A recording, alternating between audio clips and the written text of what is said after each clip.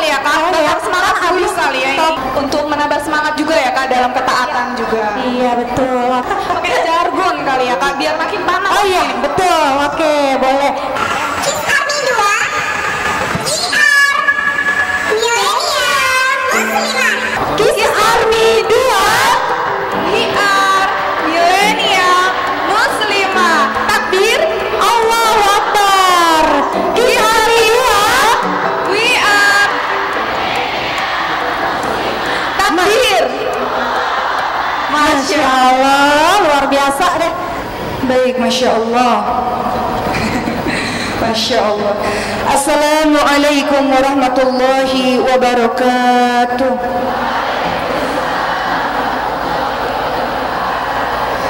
Alhamdulillahi Rabbil Alamin. Wabihi nasta'in ala umuri dunya waddin. Wassalatu wassalamu ala ashrafil anbiya'i wal mursalin wa ala alihi wa sahbihi ajma'in, amma ba'd. Apa kabar teman-teman sekalian? Boleh nggak jawabannya supaya semangat, karena menjelang siang saya khawatir ngantuk karena saya dapat sesi terakhir. Kalau saya tanya apa kabar, teman-teman jawab Alhamdulillah, luar biasa, Allahu Akbar. Kita gemakan Masjid Istiqlal yang konon katanya dihadiri 15.000 orang pada hari ini. Kita gemakan masjid ini dengan takbir dari para akhwat. Boleh? Apa kabar teman-teman sekalian? Masya Allah. Sekali lagi yang semangat, kepalkan tangannya ke atas. Apa kabar teman-teman sekalian? Wow, Masya Allah. Hari ini kita akan membahas mengenai Be a Great Millennial Muslimah. Sebelum kita mulai, kita akan lebih baik kalau kita bersama-sama membaca surah Al-Fatihah terlebih dahulu, surah Al-Ikhlas, surah Al-Falaq, surah An-Nas bersama-sama, boleh? A'udzu billahi minasy syaithanir rajim. Bismillahirrahmanirrahim. Alhamdulillahi rabbil alamin. Ar-Rahmanir Rahim. Maliki yaumiddin.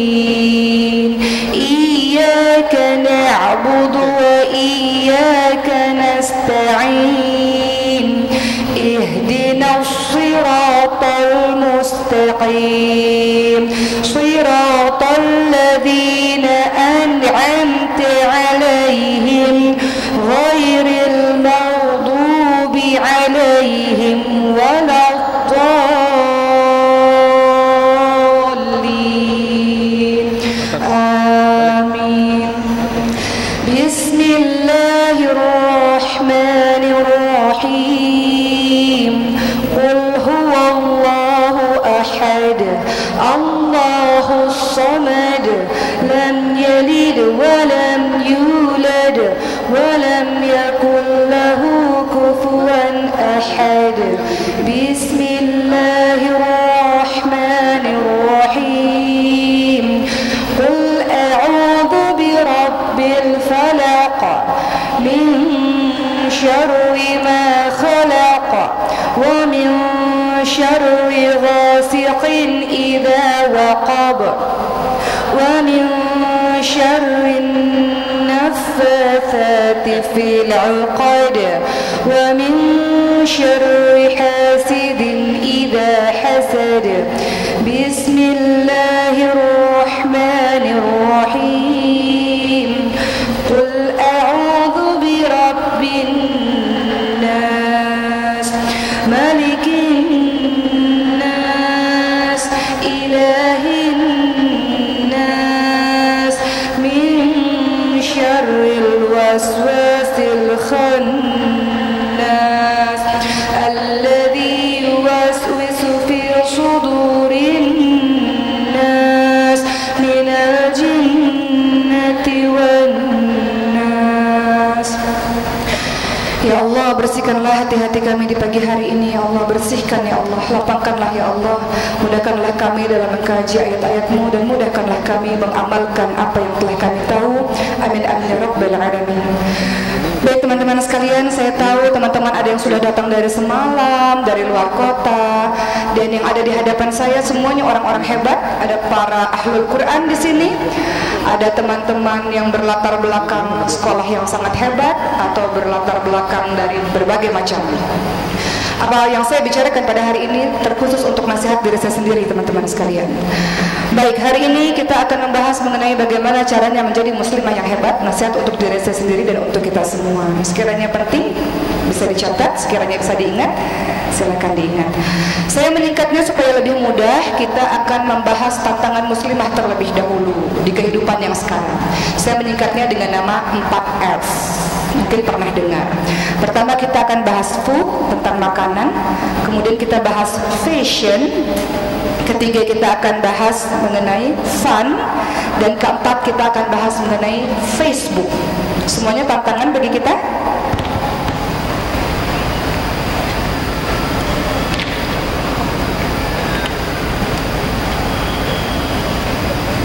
Kita mulai dengan food, makanan terlebih dahulu.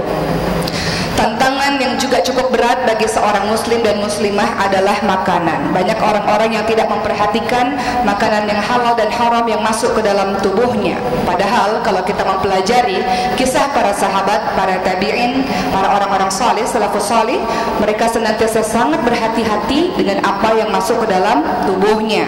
Maka kita akan lihat dalam surah Al-Baqarah ayat 168 bagaimana firman Allah Subhanahu wa taala yang memberikan perintah kepada kita untuk memakan makanan yang halal dan baik untuk kita konsumsi. A'udzu billahi minasyaitonir rajim. Ya ayyuhan nasu kulu mimma fil ardi halalan thayyiban wa la tattabi'u khutuwati syaitan innahu lakum aduwwum mubin. Surah Al-Baqarah ayat 168 berisi perintah Allah, teman-teman sekalian, untuk berhati-hati dengan apa-apa yang masuk ke dalam tubuh kita.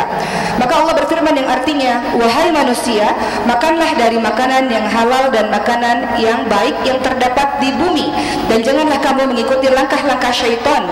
Sesungguhnya syaitan itu musuh yang nyata bagimu. Kita akan lihat supaya lebih jelas bagaimana sikap keberhati-hatian para sahabat dan tabi'in mengenai makanan yang masuk ke dalam tubuhnya. Karena makanan haram masuk ke dalam tubuh kita, doa kita tak diterima oleh Allah. Kalau makanan haram masuk ke dalam tubuh kita, mungkin saja susah kita melakukan amal salih. Kalau makanan haram masuk ke dalam tubuh kita, mungkin saja kita susah mendengarkan nasihat. Jadi jangan berharap menjadi ahlul Quran atau menjadi orang yang taat kalau ada makanan-makanan haram yang masuk ke dalam tubuh kita. Maka kita lihat bagaimana sikap Abu Bakar As-Siddiq radhiyallahu anhu, teman-teman sekalian. Ketika pada suatu ketika beliau diberikan makanan oleh seorang budaknya, dan budaknya memberi makanan kepada Abu Bakar, lalu kemudian Abu Bakar pun bertanya, makanan ini dari mana? Lalu sang budak berkata, dulu sebelum aku berhijrah di jalan Allah, aku adalah seorang tukang sihir dan aku membantu banyak orang dengan sihir-sihir ini. Lalu ketika aku berhijrah, tiba-tiba baru saja ada orang yang memberikan aku makanan, pasienku yang dahulu, orang yang dahulu pernah terlibat denganku dengan sihir, dan kemudian makanan ini aku berikan kepadamu. Begitu kata sang budak. Itu makanan halal haram, makanan yang berasal dari pekerjaan yang tidak baik, halal atau haram, teman-teman sekalian? Haram. Maka apa yang dikatakan oleh Abu Bakar As-Siddiq radhiyallahu anhu? Apa reaksi beliau ketika diberikan makanan dari hasil upah tukang sihir itu?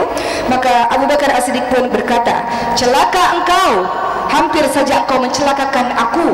Aku takut kalau dagingku tumbuh dari harta yang haram ini. Bagaimana bisa aku melakukan hal ini sedang aku telah mendengarkan Rasulullah SAW bersabda, sesungguhnya daging tidak akan tumbuh dari harta yang haram kecuali neraka lebih utama untuknya. Upah dari pekerjaan yang haram adalah haram untuk dimakan, teman-teman sekalian. Tidak akan masuk syurga, kata Rasulullah, daging yang tumbuh dari harta yang haram, dan neraka lebih baik untuknya.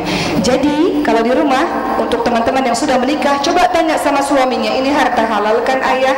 Ini harta halal kan suamiku? Atau seorang anak boleh tanya kepada ayahnya, ayah ini dari harta yang halal kan?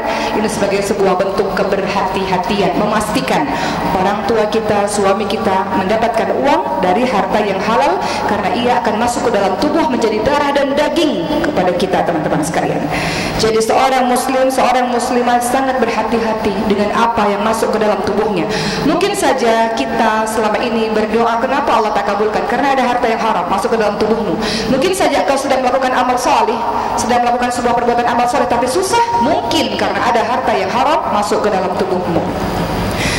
Maka pernah pada suatu ketika kita akan lihat bagaimana kisah tabi'in, namanya adalah Fudail bin Iyad, bagaimana beliau sangat bertakwa kepada Allah Subhanahu wa taala dan sangat berhati-hati akan makanan-makanan yang masuk ke dalam tubuhnya.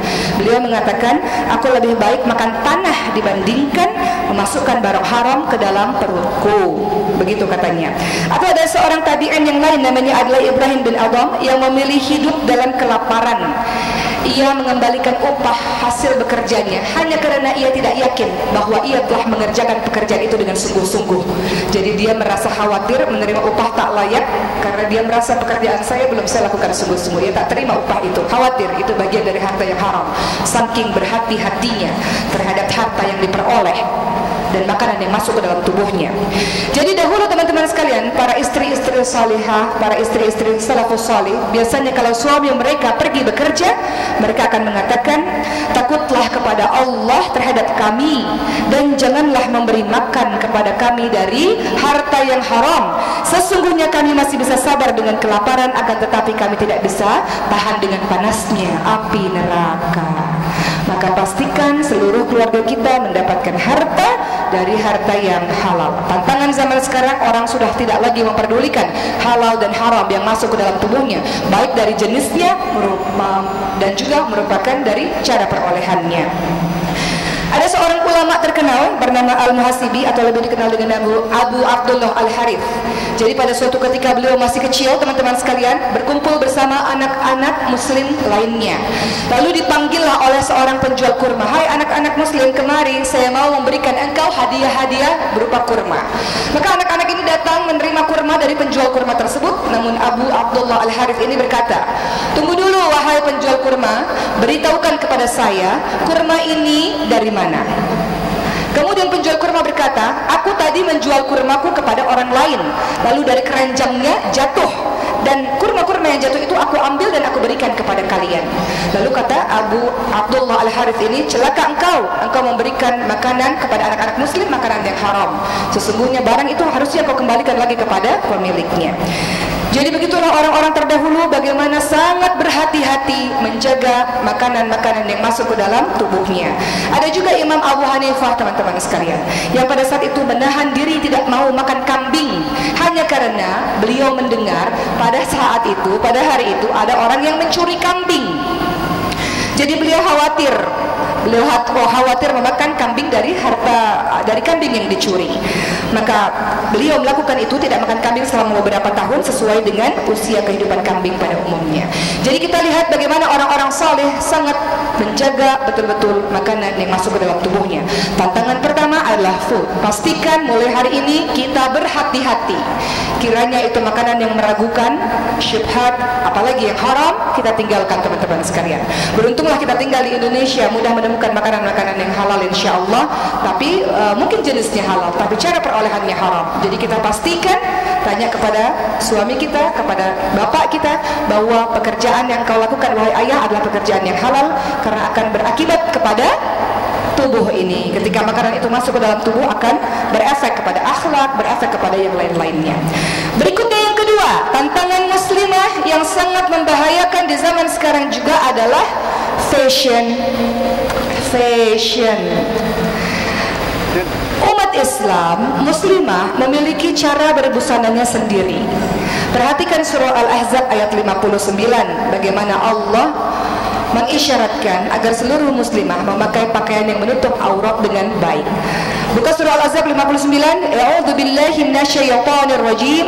Ya ayuhan nabi qul li azwajika wa banatika wa nisa'il mu'minin yudnina 'alaihinna min jalabibihinna dzalika adana ayatrafna fala yudhain. Wahai Nabi, katakan pada istri-istrimu, kepada anak-anakmu dan istri orang-orang beriman, ulurkan jilbab ke seluruh tubuh supaya kamu mudah dikenal sehingga kamu tidak diganggu. Jadi fungsi jilbab, fungsi hijab adalah sebagai pelindung, bukan sebagai penghias. Jadi jangan ada lagi pakai kembang 7 rupa di atas kepala kita, teman-teman sekalian, atau ada pot bunga matahari di atas kepala kita dan sebagainya. Karena nasihat untuk diri saya, fungsi jilbab adalah sebagai pelindung, bukan sebagai penghias. Jadi pernah ada sebuah kisah yang mungkin teman-teman pernah baca juga.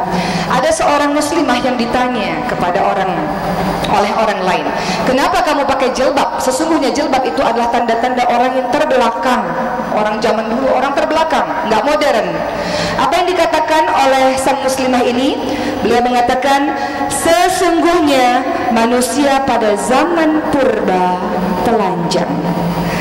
Dengan berkembangnya pemikiran melewati berbagai zaman, maka manusia mulai memakai pakaian hingga seperti yang saya pakai sekarang. Dengan apa yang saya pakai adalah puncak pemikiran dan tingkatan tertinggi yang telah dicapai manusia setelah melalui berbagai masa, dan bukanlah sebuah bentuk keterbelakangan. Adapun buka-bukaan adalah bentuk keterbelakangan dan kemunduran pemikiran manusia ke zaman purba. Begitu katanya. Jadi kalau kita pikir-pikir, memang di zaman dulu orang tidak pakai baju, betul? Semakin berkembangnya pemikiran seseorang, berkembangnya zaman, orang mulai menutup auratnya. Begitulah sejatinya seorang muslimah. Seorang muslimah dijaga oleh Allah Subhanahu wa taala dengan cara menutupi kecantikannya. Hati-hati teman-teman sekalian. Laki-laki fitrah memang suka yang paling utama terhadap wanita, bukan terhadap yang lain-lain. Teman-teman perhatikan, zuina linnasi hubbu syahawati minan nisa, dan dijadikan indah pada pandangan manusia apa-apa yang diingini. Yang pertama bukan harta, bukan anak-anak, bukan yang lain-lain. Dijadikan indah pada pandangan manusia adalah wanita. Wanita indah, gerak-geriknya indah, tutur katanya indah, apalagi kalau dilembut-lembutin. Kadang orang jatuh cinta nih sama kekasihnya, dia suka dilembut-lembutin suaranya. Iya akhi, selamat buka puasa ya akhi, gitu teman-teman sekalian. Saya nggak tahu kenapa suaranya bisa berubah begitu. Jadi suaramu yang dilembut-lembutkan itu indah dan menggetarkan hati orang yang punya penyakit hati kepadamu. Gerak-gerikmu indah, semuanya indah. Maka karena keindahan itulah Allah menjaga kita. Salah satunya adalah dengan membatasi diri. Cara membatasi diri salah satunya dengan cara menutup aurat dengan baik. Namun teman-teman sekalian, kalau teman-teman sudah mulai berhijrah ke jalan Allah, memakai jilbab, memakai hijab yang menutup aurat dengan rapi, ada juga beberapa hal yang harus diperhatikan. Bukan hanya pakai kerudung lalu tidak memikirkan yang lain-lain, ada beberapa kaedahnya. Yang pertama adalah tentu saja syarat untuk memakai kerudung, pakaian harus menutupi seluruh tubuh kecuali wajah dan telapak tangan. Kalau yang pakai nikob bagus, masya Allah, luar biasa. Tapi kalau tidak pakai nikob, silahkan juga. Tapi yang boleh terlihat hanya wajah dan telapak tangan. Artinya kaki itu juga harus ditutup. Bisa dengan memakai kaos kaki, karena itu bagian dari bagian tubuh yang harus ditutup. Kemudian syarat yang kedua, pakai jilbab itu bukan bagian dari berhias. Jadi ada orang yang pakai jilbab 2 jam, 3 jam, betulnya banyak banget. Jadi ketika azan berkumandang dia bingung gimana nih caranya pakai kerudung 2 jam. Nanti kalau wudu hancur sudah kerudung ini, bingung.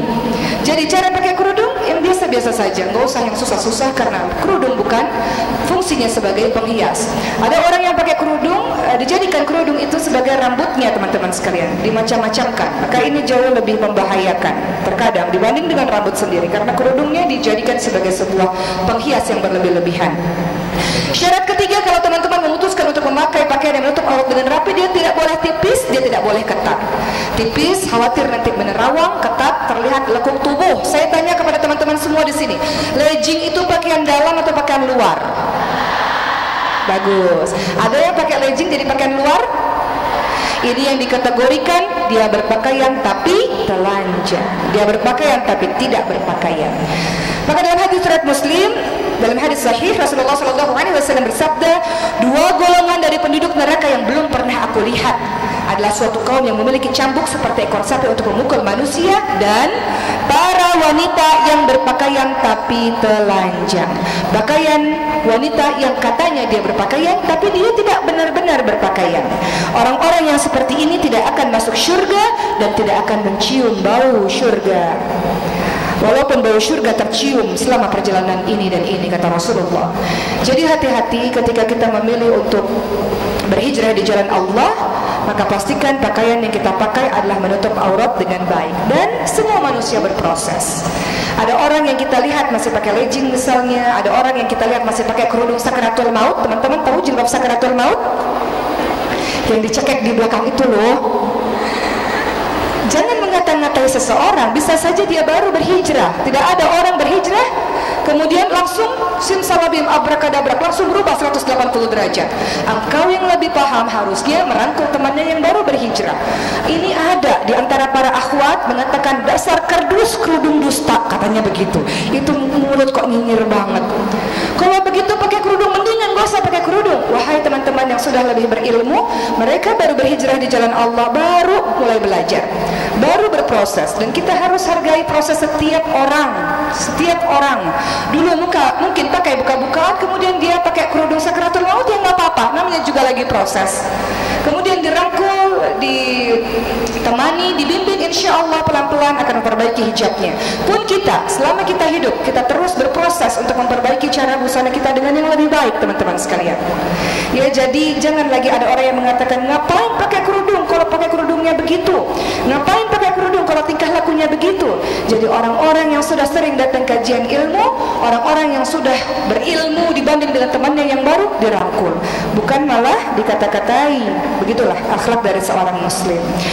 Berikutnya teman-teman, syarat berikutnya, kalau pakai kerudung, sudah pakai jilbab menutup dengan baik, aurat dengan baik, jangan pakai parfum berlebih-lebihan dari ujung sana ke ujung sana, kecium baunya. Dia pakai parfum 1 botol. Kalau punya masalah BB, bau badan, BK, bau ketek, BK, bau kaki, bolehlah pakai parfum untuk diri sendiri supaya nggak terlalu bau. Khawatir pingsan kan sebelahnya kalau bau badan. Kadang kita zalim juga dengan bau badan itu. Coba lihat, cium kanan kirinya. Khawatir bau badan, zalim juga. Boleh pakai parfum silakan, tapi tidak terlalu berlebih-lebihan sampai wanginya tersebar ke seluruh pelosok. Bahkan kalau kita lewat kepada laki-laki, laki-laki dapat mencium baunya. Jadi di rumah nanti dia bayangkan, ya Allah wangi banget, masya Allah wanita itu, ya Allah, dan teringat-ingat. Makanya Rasulullah SAW ingatkan teman-teman sekalian dalam hadis riwayat An-Nasai dan Abu Daud, Tirmidzi dan Ahmad, perempuan mana saja yang memakai wewangian berlebih-lebihan tentu saja, lalu melewati kaum pria agar mereka mendapatkan baunya, maka ia adalah seorang wanita penzina. 10 menit lagi, materinya belum selesai. Oke, kenapa 10 menit lagi? Oke, baik. Saya dapat surat cinta. 10 menit lagi, oke deh. Dan kemudian syarat berikutnya, tantangan muslimah zaman sekarang, masya Allah, sekarang kan banyak tuh cara berbusana yang begini begitu. Tapi kita harus tahu ada syarat-syarat yang juga harus kita perhatikan. Syarat berikutnya adalah yang kelima, tidak boleh menyerupai laki-laki. Maknanya adalah jangan sampai orang lihat kita ini laki-laki apa perempuan ya, karena terlalu mirip dandanan kita dengan laki-laki. Atau tidak boleh juga pastinya mengikuti busana orang lain, kaum lain. Kita punya busana sendiri, menutup aurat dengan baik. Ada anak-anak yang suka Korea, pakai baju Korea dan tentu saja tidak menutup aurat dengan baik misalnya, atau kiblatnya adalah ke negara-negara di luar, dia cat rambutnya berwarna-warni. Sudahlah, kulit kita ini sawo matang, nggak cocok dicat dengan warna hijau, biru, tuh nggak usah. Yang warna-warni itu nggak usah. Apalagi maksudnya cat yang membuat kita pada akhirnya kimia sehingga air wudhu itu tidak masuk ke dalam tubuh kita, ke dalam diri kita. Jadi hati-hati, kita punya gaya berbusana sendiri teman-teman sekalian, ya. Apalagi untuk perempuan memakai aurat dengan menutup aurat dengan baik. Dan kemudian syarat ke-6, ketika teman-teman memakai pakaian yang menutup aurat dengan baik, memakai hijab, syarat ke-6 adalah memakai pakaian tersebut bukan untuk mencari ketenaran atau bukan untuk mencari popularitas, bukan pakaian syuhrah. Jadi ada orang yang pakai baju lewat di sebuah kaum, saking begitu anehnya pakaian itu sehingga seluruh mata memandang kepadanya. Dan itu yang dinamakan dengan pakaian syuhrah, pakaian yang mencari popularitas, pakaian yang mencari ketenaran. Dia ingin berbeda di antara yang lainnya. Maka dalam hadis riwayat Abu Dawud dan Ibnu Majah dikatakan, barang siapa yang memakai pakaian syuhrah di dunia, niscaya Allah akan mengenakan pakaian kehinaan padanya pada hari kiamat, kemudian membakarnya dengan api neraka.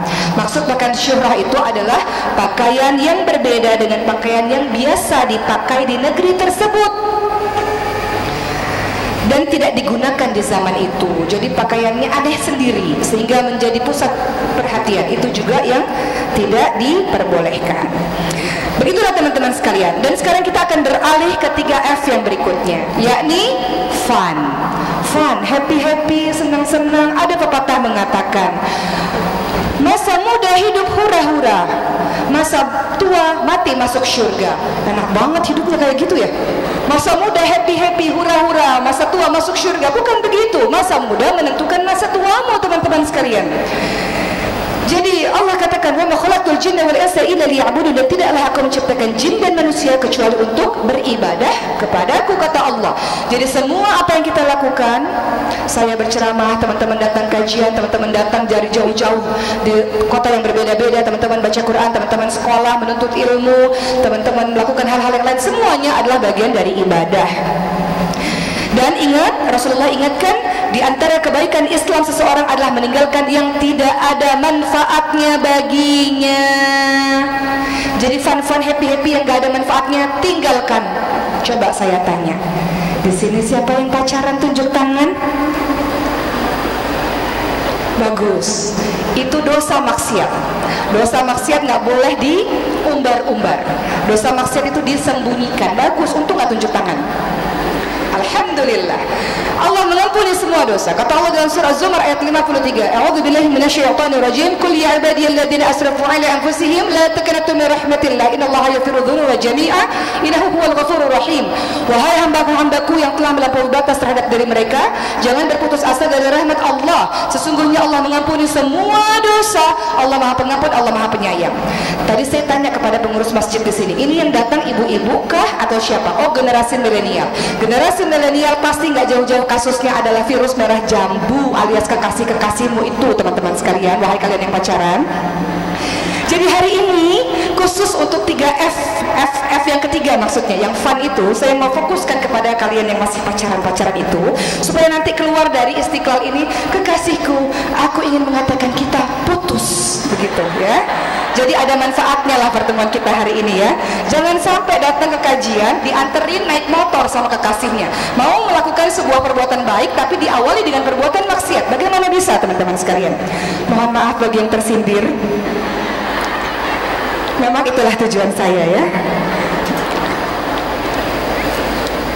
Kan yang datang generasi milenial katanya. Ibu-ibu yang datang juga ibu muda biasanya.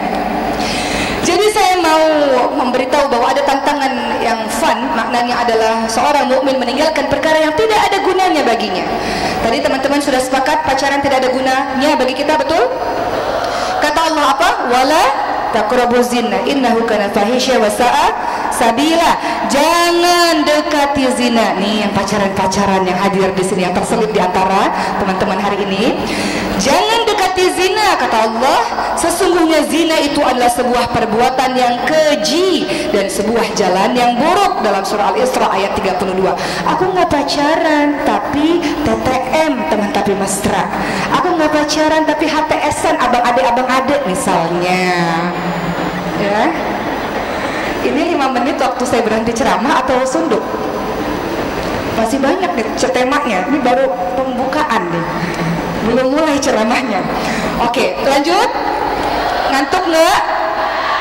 Jadi untuk ukhti, akhwat yang solihah yang semuanya ada di sini, engkau tahu bahwa tantangan zaman sekarang adalah, ya Allah, ganteng banget Ya Allah, Masya Allah, andaikan dia menjadi imam. Ya Allah, masih sekolah udah mikirin jadi imam. Boleh, nggak apa-apa. Kalau udah siap nikah nggak apa-apa. Siap nikah nggak? Kalau siap nikah ya nggak apa-apa. Tapi belum siap nikah, udah nggak sabar duluan dengan pacaran. Maka hari ini saya mau ngajarin kepada teman-teman semua cara memutuskan pacar yang syar'i, ya. Karena kalau kita bilang putus ya soalnya aku mau fokus dengan sekolah, nanti dia bilang modus, bohong, alasan klise gitu. Jadi hari ini supaya kita menghilangkan fun-fun yang tiada berfaedah itu, saya mau ngasih tahu caranya. Jadi tolong diketik bagi yang pacaran-pacaran atau direkam silakan supaya nanti bisa langsung dikirim ke kekasihnya yang haram itu. Ya, caranya adalah begini. Assalamualaikum. Salat dulu ya supaya hatinya kuat. Kadang kalau putus cinta tuh nangis berhari-hari ya. Supaya hatinya kuat, minta dikuatkan oleh Allah. Adalah orang putus cinta depresi, makanya sholat dulu, sholat hajat, sholat taubat. Ya Allah, aku berdosa, ya Allah, selama ini aku menjalankan hal yang kau benci. Kata Allah, jangan dekati zina. Allah bukan katakan jangan berzina, Allah katakan jangan dekati zina. Memandang yang bukan mahram, ya Allah, Masya Allah, ganteng banget ya Allah. Aku nggak memandang kok, kalau memandang godol basar, jaga pandangan iya, tapi lihat Instagram, Facebooknya, Masya Allah, ganteng banget, stalking, sama saja, tidak jaga pandangan namanya. Surat cinta datang lagi. Alhamdulillah. Tambahan waktu 11.20. Alhamdulillah, rezeki dari Allah. Saya suka sensi nih kalau dapat surat cinta-cinta kayak gini nih. Ya. Baik teman-teman sekalian, cara memutuskan pacar yang syar'i. Assalamualaikum warahmatullahi wabarakatuh. Wahai kekasihku, setelah mengikuti kajian di Istiqlal, saya baru menyadari ternyata 50.000 tahun sebelum kita diciptakan di dunia ini, Allah sudah menentukan siapa sesungguhnya jodoh kita. Sedekat apapun kalau kita bersama, terus-menerus bersama, kalau kata Allah tak berjodoh, kita tidak akan pernah mungkin bersatu. Sebaliknya, kalau kita jauh di ujung dunia manapun, kalau kata Allah kita bersatu, kita pasti akan bersatu. Aku ingin menjaga kesucian diriku, dan aku ingin menjaga kesucian dirimu. Maka di masa-masa ini, biarkan aku lebih taat kepada Rabbku, dan aku biarkan engkau lebih taat kepada Rabbmu. Insya Allah kalau kita berjodoh, kita akan bersatu dalam sebuah pernikahan yang halal. Kalau tak berjodoh, aku mendapatkan yang lebih baik, dan engkau pun akan mendapatkan yang lebih baik. Maka dengan ini saya katakan dengan resmi kita putus. Wabillahi taufiq wal hidayah. Wassalamualaikum warahmatullahi wabarakatuh. Begitu caranya. Jadi kekasihnya ngerti, jangan dikasih alasan cuma satu baris kalimatnya, ya. Begitulah ya. Tapi biasanya akan datang ujian. Kata Allah dalam surah Al-Ankabut ayat 2, ahsiban nasu ayutraku ayaqulu amanna hum la yuftanun wa hum la yuftanun. Al-Ankabut ayat 2, ahsiban nasu ayutraku ayaqulu amanna wa hum la yuftanun. Apakah manusia merasa mereka dibiarkan begitu saja ketika mereka mengatakan saya telah beriman sementara tidak diuji? Setelah engkau putusin pacarmu nanti teman-teman sekalian, pasti ada ujian. Ya Allah, dengar lagu nostalgia lagi, ya Allah. Ditelepon, luluh lagi. Maka kuatkan teman-teman sekalian. Engkau sedang berhijrah di jalan Allah, maka hijrahlah secara kafah, secara menyeluruh. Jangan hari ini engkau berbuat baik, besok engkau berbuat batil. Hari ini engkau bertobat kepada Allah, nangis-nangis engkau berbuat maksiat lagi besok. Jangan. Jadi kuatkan dirimu, sabar dan istiqomahlah dalam ketaatan ini. Begitulah pesan-pesan saya teman-teman sekalian ya. Jadi begitulah. Jadi kembali lagi kepada 3F yang tadi. F yang ketiga maksudnya adalah fun tadi, happy. Apa sih yang kau lakukan ketika engkau berpacaran teman-teman sekalian? Kau buang-buang waktu, betul tidak? Hari-hari itu, masa muda itu, waktumu banyak, me time-nya banyak, tenagamu lagi banyak-banyaknya, pikiranmu jernih, kesempatanmu luas, engkau bisa melakukan apapun. Kalau engkau berbuat buruk bisa, engkau berbuat baik juga bisa. Tapi Rasul mengapresiasi pemuda-pemuda yang tumbuh dalam ketaatan kepada Allah. Nanti Allah akan lindungi di padang mahsyar pada saat tidak ada perlindungan selain perlindungan dari Allah. Maka jadilah pemuda-pemuda yang seperti itu teman-teman sekalian. Pemuda-pemuda yang terpilih, pemuda-pemuda yang menghabiskan waktunya dengan ketaatan kepada Allah. Engkau isi dirimu dengan ilmu. Engkau belajar Al-Quran dari sekarang. Engkau menulis buku. Saya boleh cerita nggak sedikit? Curhat. Boleh nggak? Dulu waktu saya umur 20 tahun, saya pengen banget nikah, ya Allah teman-teman sekalian. Saya tuh selalu iri dan jealous melihat teman-teman saya di kampus. Ya Allah, enak banget ya, pulang kuliah Jumat dijemput, malam minggu ada yang datang, tahun baru dijemput. Saya tahun baru nonton Harry Potter jam 12 malam di kos-kosan sendirian. Kayaknya enak banget punya kekasih. Jadi pada saat itu saya bilang pada ayah saya, "Papa, saya mau menikah." "Dengan siapa?" kata papa saya. "Nggak tahu lah, pokoknya siapa aja, saya pengen nikah." Saya bilang begitu. Jadi kemudian saya sedih sekali. Ya Allah, pasti yang jomblo merasakan kesedihan juga kan? Di malam-malam sepertiga malam terakhir, ya Allah siapa jodoh saya ya Allah. Ya Allah, kan sedih itu ujian loh teman-teman sekalian. Jangan dianggap sepele. Teman-teman ketawa itu sedang menangisi dirinya sendiri sebenarnya. Ya, yang sedang menunggu menanti jodoh-jodoh itu yang tidak kunjung datang, itu saya rasakan 5 tahun lamanya. Ya Allah, siapa jodoh saya ya Allah, berikan laki-laki yang baik ya Allah. Tapi teman-teman sekalian, hikmahnya pada saat itu di masa penantian itu 5 tahun itu masa penantian, akhirnya karena terlalu sepi, seorang diri hampa, ya kan, para jomblo kan sepi, ya Allah sepi banget hidupnya ya Allah, lihat handphone gak ada yang SMS, ya Allah sepi banget kan. Apa yang dilakukan kemarin waktu dulu saya umur 20 tahun, akhirnya menulis buku, menulis 5 buah buku.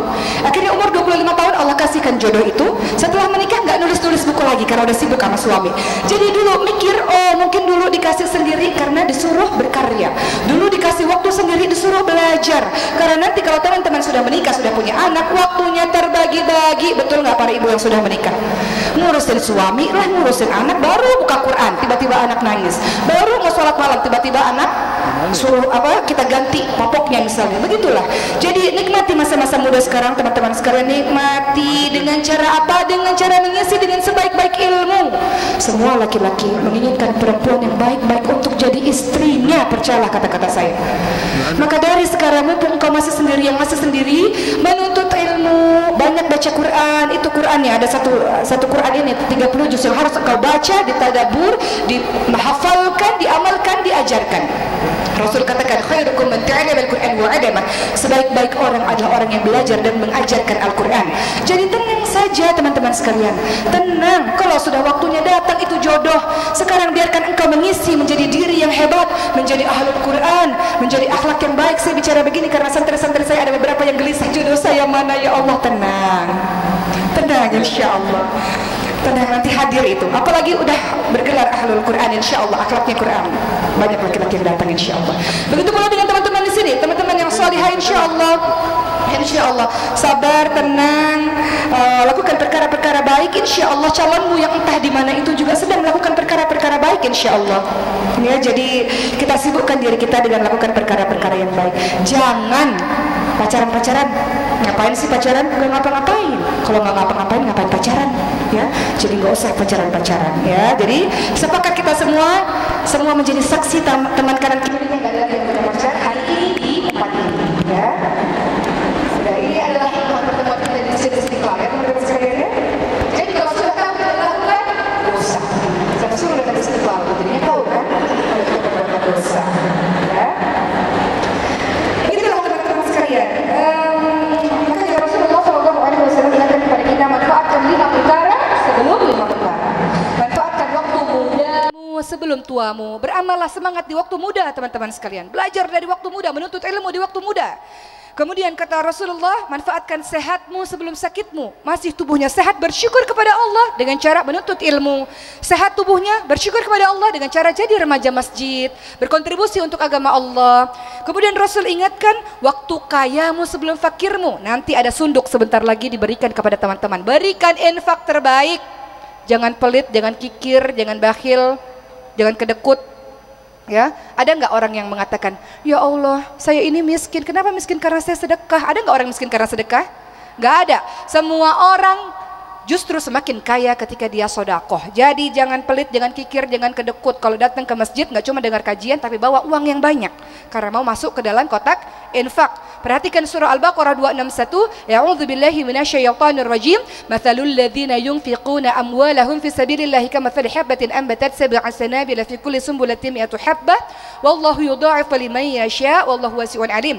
Perumpamaan orang-orang yang bersedekah di jalan Allah, berinfak di jalan Allah seperti 1 butir biji. Setiap biji tumbuh 7 tangkai. Setiap 7 tangkai ada 100 biji. Allah lipat gandakan bagi siapa-siapa yang Allah kehendaki. Jadi kata Rasul tadi, perhatikan masa kayamu sebelum miskinmu. Banyak infak. Nanti kotak sunduk yang dilemparkan kepada teman-teman, yang diberikan kepada teman-teman, berikan harta terbaik. Kemudian manfaatkan waktu luangmu sebelum waktu sibukmu. Waktu luang manfaatkan dengan amal soleh, dan waktu hidupmu sebelum matimu, teman-teman sekalian. Jadi tantangan kita zaman sekarang adalah fun, terlalu bergembira, terlalu berhappy-happy, seakan-akan kita tidak tahu bahwa ada kehidupan selain kehidupan ini. Kehidupan kita masih panjang, teman-teman sekalian, masih panjang. Alam kubur, padang mahsyar, yaumul hisab, titian sirat, entah masuk neraka atau masuk ke dalam syurganya Allah Subhanahu wa taala. Begitulah teman-teman sekalian, kalau kita tidak disibukkan dengan perkara baik, pasti kita disibukkan dengan perkara yang buruk. Kenapa banyak orang pacaran-pacaran? Karena dia tidak punya kesibukan yang baik. Dia tidak aktif dalam remaja masjid, dia tidak aktif dalam belajar Al-Quran, dia tidak aktif dalam menghafalkan Al-Quran, dia tidak aktif dalam mengajarkan ilmu yang bermanfaat misalnya. Karena terlalu banyak waktu luang, maka kemudian dia melakukan perbuatan-perbuatan yang buruk. Begitulah F yang ketiga. Dan F yang keempat adalah Facebook atau sosial media. Siapa di sini yang kapan terakhir lihat sosial medianya? 2 menit lalu? 3 menit lalu? Biasa update. Facebook atau sosial media, tantangan zaman sekarang, Masya Allah teman-teman sekalian. Subhanallah, luar biasa. Ada banyak mudarat, ada banyak kebaikan dengan sosial media. Engkau bisa melakukan amal jariah dengan sosial media. Engkau berikan kalimat-kalimat dakwah, engkau berikan kisah-kisah inspirasi sehingga orang mengikuti. Atau jualan online, itu juga adalah sebuah kebaikan. Dapat rezeki, alhamdulillah. Atau endorse, alhamdulillah. Dapat rezeki yang halal, alhamdulillah. Tapi ada yang digunakan dengan perkara-perkara yang buruk. Dia bertengkar di sosial media, atau dia suka curhat di sosial media. Siapa di antara kita yang dikit-dikit curhat ke sosial media, dikit-dikit buka pasang status, dikit-dikit pasang gambar, sebenarnya adalah ingin menceritakan tentang keadaan dirinya. Siapa yang sedikit-sedikit suka curhat, sedikit-sedikit suka ngadu, itu karakter siapa? Coba kita lihat. Anak kecil kalau dia lagi jatuh, mama, jatuh mama, sakit berdarah mama. Dia lagi berantem sama temennya, dijambak rambutnya, mama rambutnya dijambak tadi mama. Dia diajak sama temennya, mama dia jahat mama. Jadi orang-orang yang suka ngadu-ngadu, orang-orang yang suka curhat-curhat, orang-orang yang suka ngomong-ngomong begitu adalah bocah, betul? Jadi orang-orang dewasa yang dikit-dikit ngadu di sosial media, yang dikit-dikit buka status, pasang status, rumah tanggaku berantakan, titik-titik-titik-titik. Aku putus, titik-titik-titik-titik. Atau apalah status yang kau pasang, dikit-dikit ngadu, dikit-dikit cerita di sosial media. Kenapa? Kurang perhatian ya, sampai cari-cari perhatian di sosial media. Jadi orang yang dikit-dikit curhat, masalah-masalah kesedihan atau masalah-masalah buruk, aib, dia buka-buka di sosial media, maka karakternya adalah karakter bocah. Bocah, karakter bocah. Kata Allah apa? Kalau terjadi apa-apa dalam kehidupan kita teman-teman sekalian, ya ayyuhalladzina amanu ista'inu bis-sabri was-shalah. Minta pertolongan kepada Allah dengan sabar dan dengan salat. Salat, wudu, sabar, wudu, kemudian salat. Mengadu kepada Allah Subhanahu wa taala tentang permasalahan hidupmu. Bukan sedikit-sedikit mengadu di sosial media, apalagi buka aib. Orang-orang yang sudah menikah kadang juga buka aib. Kata Allah apa? Hunna libasul lakum wa antum libasulahun, hunna libasu lakum wa antum libasulahun. Pasanganmu adalah pakaian bagimu. Engkau buka aib, pakaian adalah penutup aib. Engkau buka aib pasanganmu, sesungguhnya engkau sedang buka aib dirimu sendiri. Orang mukmin menutup aib dan menasihati, sementara orang-orang jahat membuka aib dan mengata-ngatai. Kita seorang muslimah teman-teman sekalian, betul? Kata Rasulullah apa? Man kana yu'minu billahi wal yaumil akhir falyakul khairan aw liyasmut. Barang siapa yang beriman kepada Allah dan hari akhir, hendaklah dia berkata-kata yang baik atau dia diam. Perkataan yang baik adalah ilmu, hikmah, manfaat, menenteramkan hati orang lain, dan diamnya adalah zikrullah, diamnya adalah beristighfar, diamnya adalah murojaah hafalan Al-Quran yang sudah dihafal selama ini. Jadi begitulah Facebook kita gunakan, atau sosial media Instagram kita gunakan untuk menyebarkan amal jariah, bukan dosa jariah. Kata Allah dalam surah Al-Hujurat ayat 12, A'udzu billahi minasyaitonir rajim, ya ayyuhalladzina amanu jtanibu katsiran minadh-dhanni inna ba'dadh-dhanni itsmun wa la tajassasu wa la yaghtab ba'dukum ba'dha ayuhibbu ahadukum ay ya'kula lahma akhihi maytan fakarihtumuh. Wahai orang-orang yang beriman, jauhilah kebanyakan dari prasangka, karena sebagian dari prasangka adalah dosa. Suuzon, dosa. Kita nggak tahu perkara sebenarnya tentang orang itu, kita suuzon, dosa. Setelah suuzon, engkau akan mengiringi dengan perbuatan berikutnya, cari-cari kesalahan. Kata Allah, wala tajassasu wala yaghtab ba'dukum ba'dha. Cari-cari kesalahan. Setelah cari-cari kesalahan, langkah berikutnya yang ketiga, kata surah Al-Hujurat ayat 12 adalah menggunjing, gosip, gibah, fitnah, seakan-akan diri kita tak punya salah. Diri kita banyak dosa enggak teman-teman sekalian? Kenapa kita sibuk dengan mengkorek-korek kesalahan dan dosa orang lain dengan menggibah, memfitnahnya? Kata Allah, orang-orang yang melakukan perbuatan demikian adalah orang-orang yang seperti memakan bangkai saudaranya sendiri. Jijik tidak kita makan bangkai? Maka kita tidak melakukan perbuatan yang demikian, teman-teman sekalian. Sibuk menangis dengan diri kita sendiri, dosa kita sendiri. Kita lihat di zaman dulu, kita ingin jadi seorang muslim dan muslimah yang hebat, yang masa muda dimanfaatkan dengan yang hebat-hebat. Kita lihat dulu sahabat-sahabat Rasulullah beriman kepada Allah, menuntut ilmu Allah, menuntut agama Allah, belajar Al-Quran dengan sebaik-baiknya, bersungguh-sungguh dengan keislamannya dari usia muda. Perhatikan di antara 10 sahabat Nabi Shallallahu Alaihi Wasallam yang paling awal masuk Islam sekaligus dijamin masuk surga oleh Rasulullah Shallallahu Alaihi Wasallam, mereka rata-rata berusia muda saat pertama kali masuk Islam, saat pertama kali belajar ilmu agama Allah ini di usia muda. Siapa mereka? Abu Bakar As-Siddiq radhiyallahu anhu pada saat itu usianya 37 tahun, Umar bin Khattab radhiyallahu anhu umurnya 27 tahun, Utsman bin Affan umurnya 34 tahun, Ali bin Abi Thalib radhiyallahu anhu umurnya 10 tahun, Talhah bin Ubaidillah umurnya 14 tahun, Zubair bin Awam pada saat itu umurnya 16 tahun, Sa'ad bin Abi Waqqas saat itu umurnya 17 tahun, Sa'id bin Zaid umurnya 15 tahun, Abu Ubaidah bin Jarrah saat itu umurnya 27 tahun, dan Abdurrahman bin Auf umurnya 30 tahun. Usia muda tidak? Usia muda. Di usia muda saat tenaga besar, pikiran jernih, mereka memanfaatkan dirinya untuk menuju kepada agama Allah dan berkontribusi untuk agama Allah. Maka teman-teman sekalian, sekarang kita akan lihat bagaimana caranya. Setelah kita tahu tantangan-tantangan yang harus kita hindari dan kita tahu sahabat-sahabat yang harus kita ikuti, mereka rata-rata beribadah, berilmu di usia muda, kita akan cari tahu gimana caranya supaya kita menjadi the great millennial muslimah yang hebat. Pertama, tidak bisa jauh-jauh. Engkau harus menjaga kedekatanmu dengan Allah Subhanahu wa taala. Kalau engkau ingin berbicara kepada Allah, caranya dengan salat. Kalau engkau ingin terus mendengarkan kalimat-kalimat Allah, caranya adalah dengan baca Quran. Tidak bisa orang menjadi seorang muslimah yang hebat kalau tidak baca Quran dalam hari-harinya. Quran dibaca setiap hari. Ada namanya one day one juz. Baca one day one juz. Nggak bisa one day setengah juz. Nggak bisa one day satu halaman. Nggak bisa one day satu ayat. A'udzu billahi minasyaitonir rajim. Bismillahirrahmanirrahim. Yasin. Shadaqallahul azim. Satu hari satu ayat, nggak apa-apalah. Yang penting istiqamah. Tapi yang lebih baik terus memperbanyak bacaan Quranmu. Semakin engkau tidak baca Al-Quran, lidahmu semakin keluh. Betul? Susah mengucapkan ayat-ayat di dalam ayat suci Al-Quran. Bagaimana engkau bisa berharap mati husnul khatimah, yang di akhir hidupmu pada saat sakaratul maut engkau mengucapkan kalimat la ilaha illallah, padahal hari-harimu tak pernah berzikir, hari-harimu tak pernah baca Quran. Jadi paniklah kalau sekarang di tas-tas teman-teman sekalian tidak ada Quran. Panik. Kita ini kadang panik kalau tertinggal handphone. Harusnya panik tertinggal Quran. Tapi saya yakin karena hari ini tadi pagi sudah baca Quran, semuanya di tas pasti pegang Quran, ya kan? Jadi hari ini kita kembali mendekatkan diri kita kepada Allah Subhanahu wa taala. Dan teladani teman-teman sekalian, ada contoh-contoh sahabiah-sahabiah yang sangat hebat. Hasbuka min nisa'il alamin, ada Maryam binti Imran. Karakter Maryam, teladani Maryam, namanya diabadikan dalam surah ke-19 dalam Al-Quran. Teladani Siti Maryam, ahli ibadah, tak tersentuh oleh laki-laki ajnabi, laki-laki asing yang bukan mahram, terjaga suci. Suci teman-teman sekalian. Maka jadilah engkau wanita-wanita suci.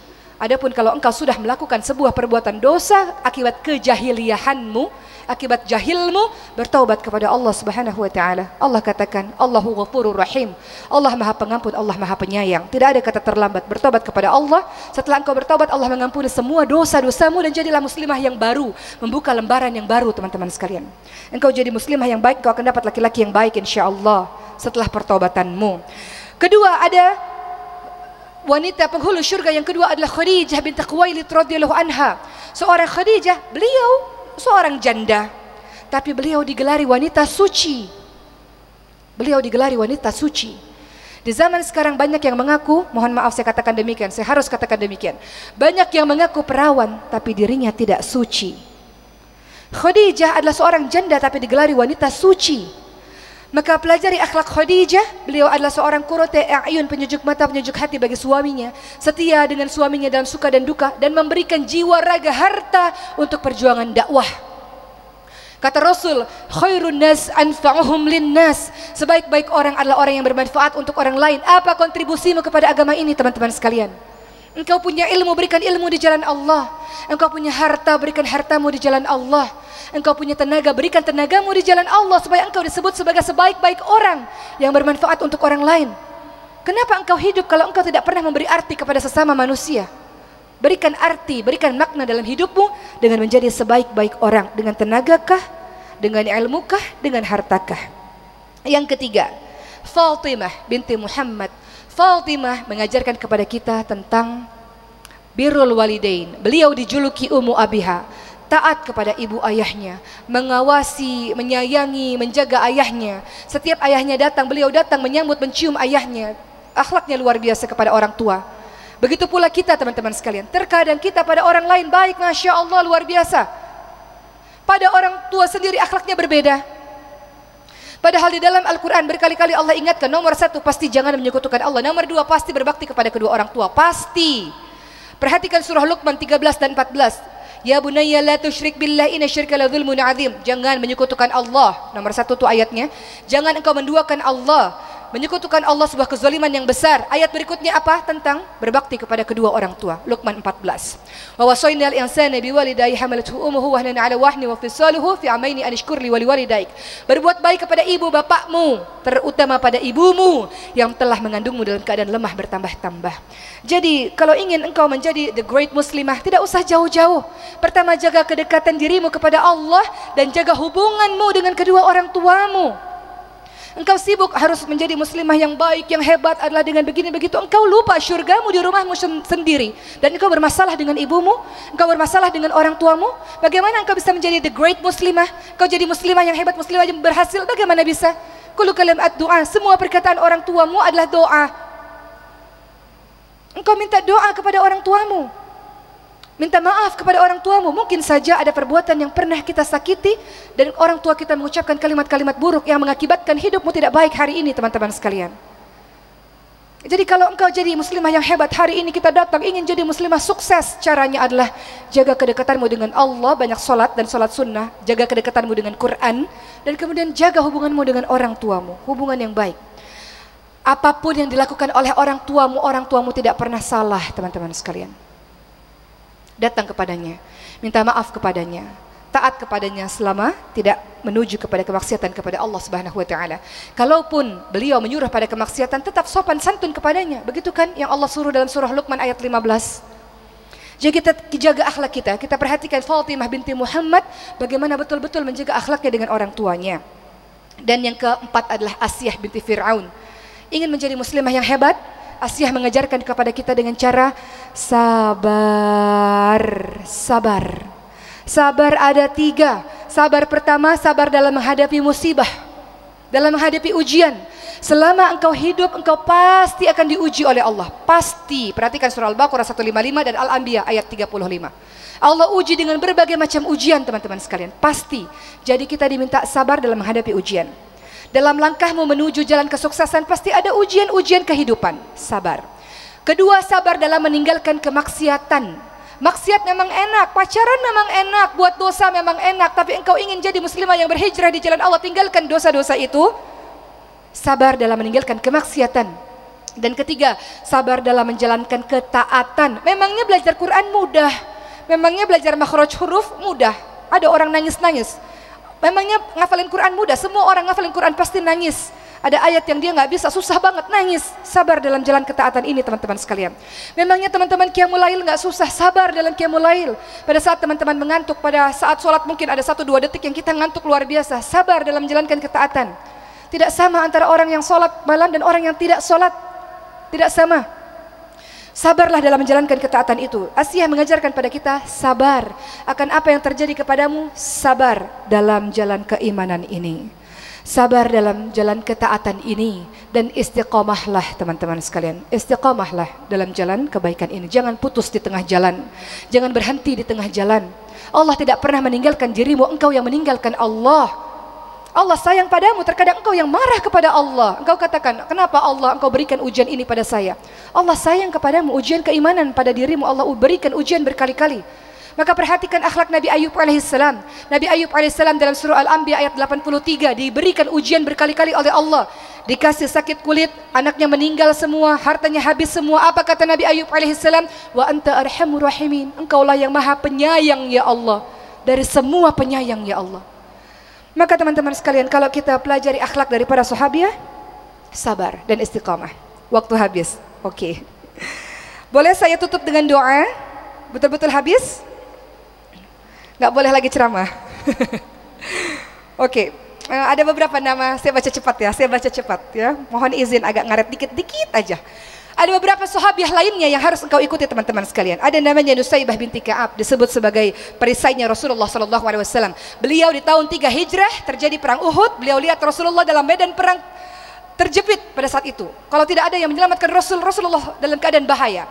Nusaybah binti Ka'ab yang tadinya hanya melakukan pekerjaan logistik dan mengobati para sahabat-sahabat Rasul yang sakit, terjun ke medan perang, lindungi Rasulullah SAW. Kita lihat ada seorang wanita lagi bernama Khonsa yang 4 anaknya mati syahid di jalan Allah Subhanahu Wa Taala, dan beliau tahu bahwa mati syahid bukan mati untuk selama-lamanya. Beliau berikan anak-anaknya untuk berjuang di jalan Allah Subhanahu Wa Taala. Wahai para orang tua, jadikan anak-anakmu menjadi jundullah, para pejuang agama Allah Subhanahu Wa Taala, untuk meneruskan perjuangan Rasul dan para sahabatnya. Kita kenal dengan nama sahabiah Ummu Sulaim radhiyallahu anha yang ketika menikah maharnya dikenal dalam sejarah Islam, maharnya adalah keislaman dari Abu Talhah, minta Abu Talhah memasuki Islam. Kemudian kita kenal Asma binti Abu Bakar teman-teman sekalian. Dalam keadaan hamil yang susah, beliau memberikan makanan kepada ayah dan kepada Rasul di Gua Thur. Dalam keadaan hamil beliau ikat perutnya, beliau ikat makanannya dan diberikan naik bukit Gua Thur untuk memberikan makanan kepada orang-orang yang dicintainya.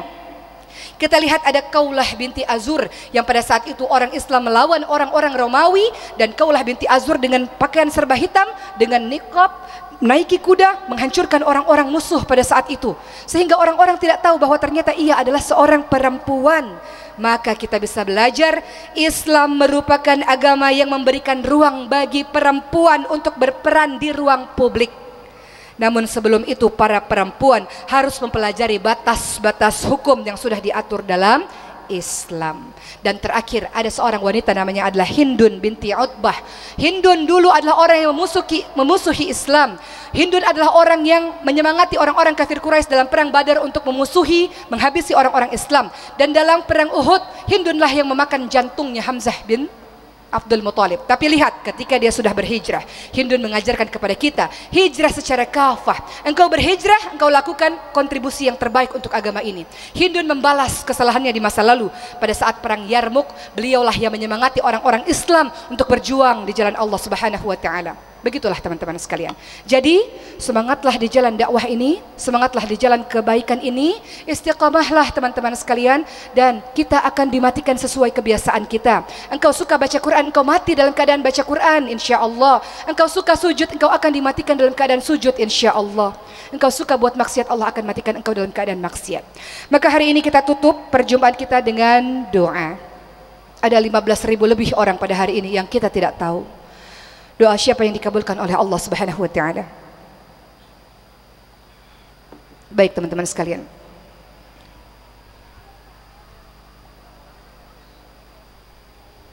kita tundukkan kepala kita, kita angkat tangan kita, kita rendahkan diri kita di hadapan Allah Subhanahu Wa Taala.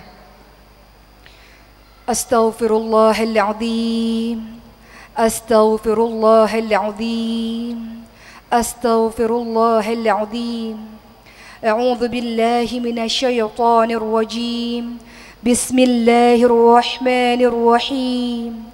حمد الشاكرين حمد الناعمين حمد يوافي نعمه ويكافئ مزيده يا ربنا لك الحمد كما ينبغي لجلال وجهك الكريم وعظيم سلطانك اللهم صل على سيدنا محمد وعلى آله وصحبه أجمعين. Wahai Allah, Engkau saksikan ya Allah, hari ini ya Allah, berbondong-bondong orang datang ke rumah-Mu ya Allah, beramai-ramai orang datang ke rumah-Mu ya Allah, mendengarkan firman-Mu ya Allah, membacakan ayat-ayat-Mu ya Allah, dengan harapan agar terus-menerus mendekatkan diri kepadamu ya Allah. Ya Allah, Engkau tahu siapa sesungguhnya diri ini ya Allah. Engkau tahu apa yang pernah kami lakukan, apa yang sudah kami lakukan secara sembunyi-sembunyi maupun secara terang-terangan. Maka kami bersimpuh di hadapan-Mu ya Allah, mengakui dosa-dosa kami ya Allah. Kamilah para pendosa ya Allah yang datang kepadamu ya Allah. Kamilah orang-orang yang pernah berbuat maksiat ya Allah. Kami tinggal di bumi-Mu ya Allah, kami menumpang di bumi-Mu ya Allah, tapi kami masih saja berbuat maksiat kepadamu ya Allah.